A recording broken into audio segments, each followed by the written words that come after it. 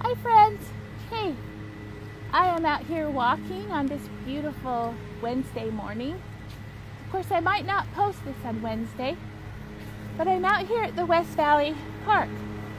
I think it's called City Park, and it has lots of beautiful trees. Let me see if you can see them. Let me turn around. If I can turn it so you can see the trees.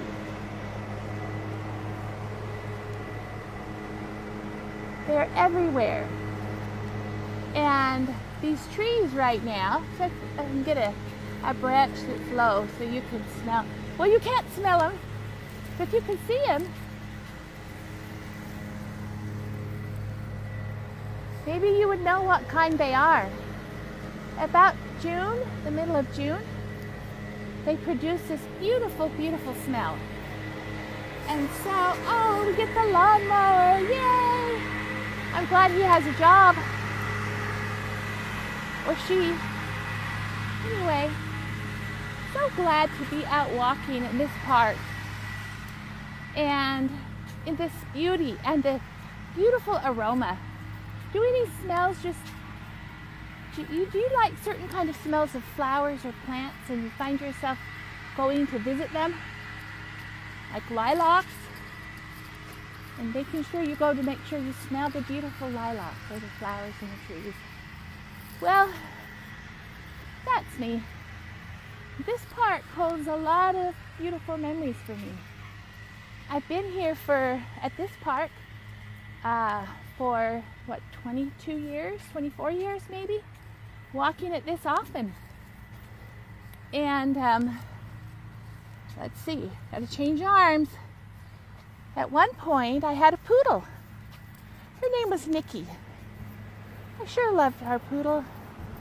She was a little black poodle, yippy. I loved her a lot. And when we moved from our second house to our third house, and I started my little preschool daycare, it didn't work out very well with this yippy poodle because she would nip at the little children's feet. She was trying to, as I saw it, a pecking order.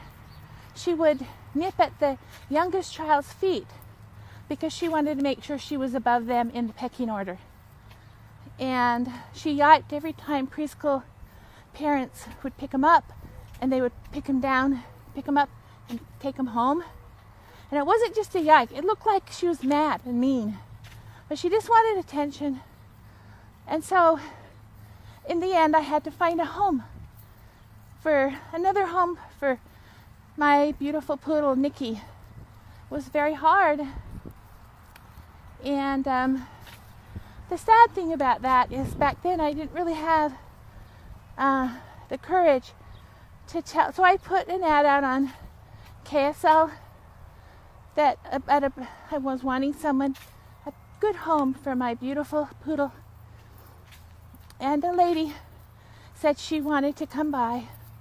And so she did come by. And when I met her and I saw her, I did not want her to have my poodle. This was about, maybe 12 years ago. Yeah, probably around then. And I didn't have the courage to tell her no. She had driven out here away. She had a poor car. She didn't even have a container to put Nikki in. And I let her go anyway. I just didn't have the courage and the self-confidence to tell this woman I had changed my mind. And so that haunted me for a bit, actually quite a while. But we all have growth. And you know, the younger generation, they're a lot better at standing up for what they believe. And they're really good at that. The older generation, we kind of get worried about what everybody thinks. I'm working on that. It's not a powerful position to be in if you're so worried about what everybody thinks. But anyway, that's my little Nikki story. She's passed by now, I'm sure. But we had a great time when we were together. And I don't know if you can see all these trees. Let me turn it. They're everywhere. Does anyone know what these trees are called? I'd like to know that. Well, we're continuing to walk every day, Jeff and I walk separate too. And he's going to start putting his weight equipment back together after we moved in. And I've taken some pictures of the various meals that we've had. They look actually really pretty. And coming from the meals we used to have, a huge change. So, just a little bit from a way back into health, encouraging you, if you want to increase your health and to join us on this journey on a way back into health. Thank you so much for listening. Now I'm going to continue my walk with some music. I'm going to listen to Sean Galloway this morning.